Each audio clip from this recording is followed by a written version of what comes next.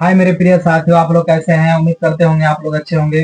दोस्त, मैं बता दूं कि 10 क्लास में, बिहार बोर्ड 10 क्लास में वीवीआई सवाल को हम बतलाने का प्रयास करेंगे। जितने भी बच्चे हैं, बच्चियां हैं जो क्लास 10 के हैं, जो इस बार यानी 2026 में बिहार बोर्ड का एग्जाम में शामिल हो रहे हैं, वो सभी मेरे वीडियो को देख कर ही जाए, क्योंकि यहाँ से 100% सवाल लगने वाला है। ठीक है ना? आइए मैं आप सभी को बता दूं कि परीक्षा बतला रहे थे। मैं परीक्षा में ताश की गड्डी वाला सवाल मैं बता दिया हूं। और मैं आप लोगों को सिक्के का सवाल बतलाएंगे जो वीवीआई हो, जो परीक्षाओं में एकदम छपता हो, वैसा सवाल बतलाने का प्रयास करेंगे। आप लोग देख सकते हैं यहाँ पे।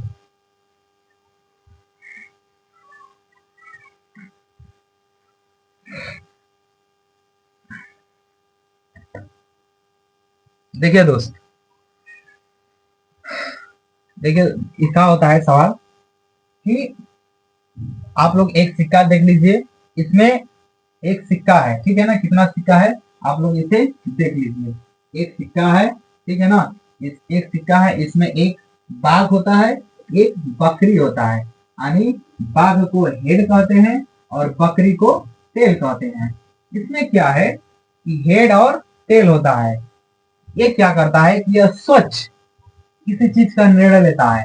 क्योंकि ये देखिए, इसका मतलब, परीक्षा का मतलब होता है कि हम जैसे दो टीम है, कौन टीम पहले खेलेगी, ठीक है ना, कौन बैटिंग करेगी, तो इसका निर्णय इस स्वच्छ के माध्यम से होता है। क्योंकि यह ऊपर ले आता है, इसमें कोई मिलावट उलावट नहीं होती है, एक सिर्फ स्वच्छ ऊपर ले आता है। ठीक है ना? ये हमारे जीवन में बहुत सारा काम आता है, ठीक है ना, परीक्षा। तो मैं इस पे आधारित सवाल बता दे रहा हूँ आप सभी को, ठीक है ना, जो क्लास 10 में वीवीआई सवाल के रूप में होगा। जैसे कि एक सिक्का मैं लिया हूँ, इसमें एक बकरी है यानी टेल है, और एक बाघ है यानी हेड है। ठीक है ना? बाघ भाई सही है, बाघ हेड होता है, बकरी टेल है। तो मैं इस पे सवाल आधारित बदलाएंगे। जैसे कि मैं यहाँ पे सवाल लिख दे रहा हूँ कि स्टार मार के, कि एक सिक्का को, एक एक सिक्के को,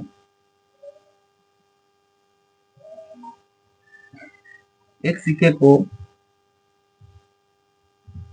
एक सिक्के में कुल पहलू की संख्या, कुल पहलू की संख्या। देखिए, ये सिक्का है, इसमें कितना पहलू है? यानी एक हेड है, एक हेड है और एक टेल है। यानी इसमें दो पहलू है। इसमें कितने पहलू हैं? दो। एक, एक हेड हो, एक टेल हो गया और एक हेड हो गया। तो यहाँ पे कुल पहलू कितना हो जाएगा? दो। ठीक है ना? तो सवाल इस तरह आता है, मैं यहाँ पे एग्जाम्पल देता हूँ कि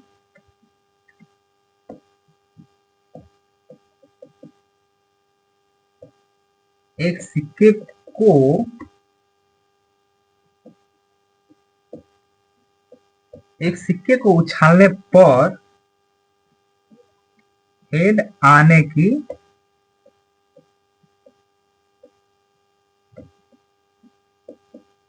प्रायिकता।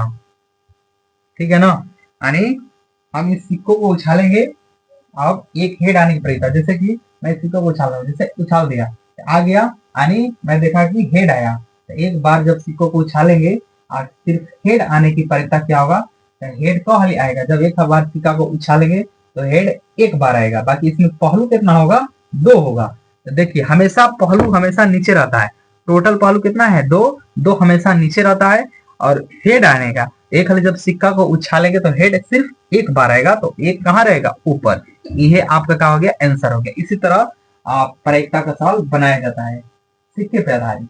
अब मैं दो सिक्कों को बदलाता हूँ। जैसे यहाँ पे मैं इसको लिख भी दे रहा हूँ। यहाँ पे एक हेड होता है, एक क्या होता है? टेल होता है। हेड टेल, यानी हेड को क्या कहते हैं? बाघ कहते हैं। हेड को बाघ कहते हैं और टेल को बकरी कहते हैं। इस तरह भी आप लोग जान जाइए। हेड को बाघ कहते हैं, टेल को बकरी कहते हैं। अब देखिए, ये हो गया, ए टाइप हो गया। और दूसरा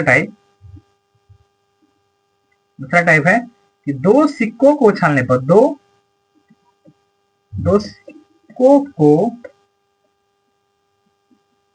उछालने पर, दो सिक्कों को उछालने पर कुल पहलू, पहलू की संख्या, ठीक है ना।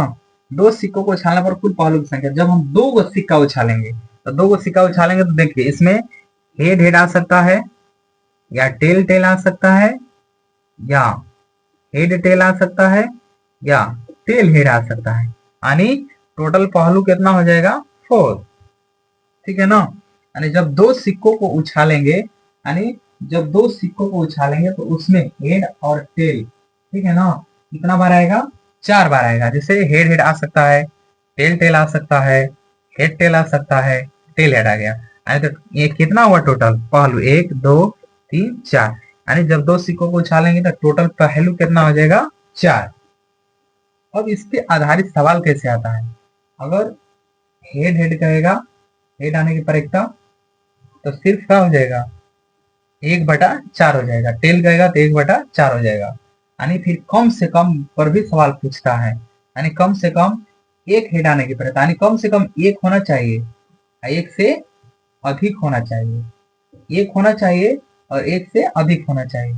इसमें कितना है? 1 2 3, 3/4 हो जाएगा। ये हो गया दो सिक्कों पे आधारित सवाल।